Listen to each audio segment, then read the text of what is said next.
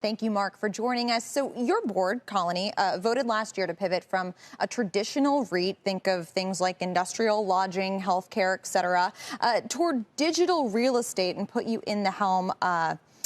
Where do you see the opportunity here?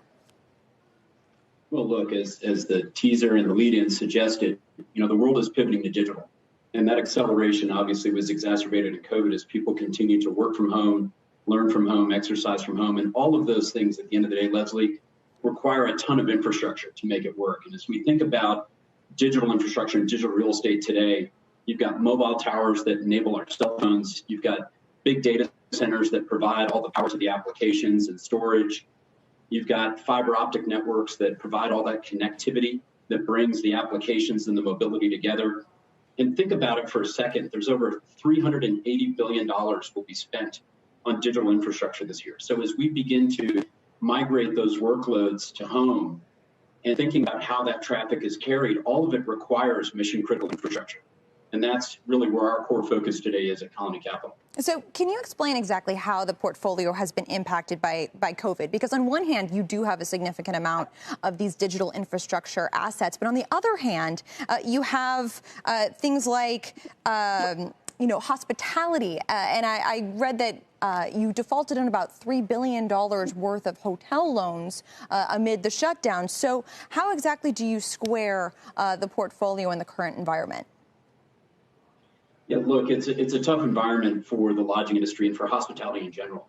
And we're obviously feeling the impacts of that across our 280 hotels, as are other operators around the globe. And so the way we think about it is, as we migrate and mutate into digital, that journey for us started 2 years ago. 2 years ago, we had less than 2% of our assets were digital.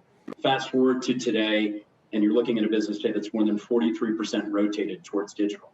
Our legacy assets our AUM, but our plan, as we've stated clearly publicly, is over the next month to be greater than 90% rotated to digital. So while we continue to work with our lenders, our servicers, our trustees, we'll continue our lot. Now, sorry, Mark, I think your connection's a little spotty here, speaking of digital infrastructure. But I think what you were saying was that you were hoping to pivot to become about 90% digital infrastructure assets.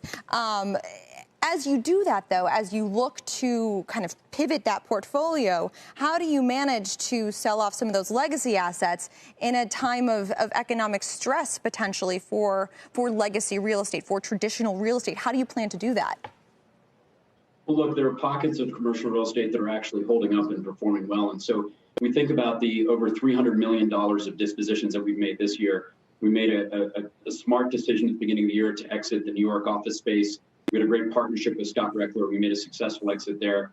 Obviously, our departure from retail shopping centers where we were partnered with Albertsons, we made that departure this year as people continue to rely on shopping centers and eating from home, and those are trends that have held up well.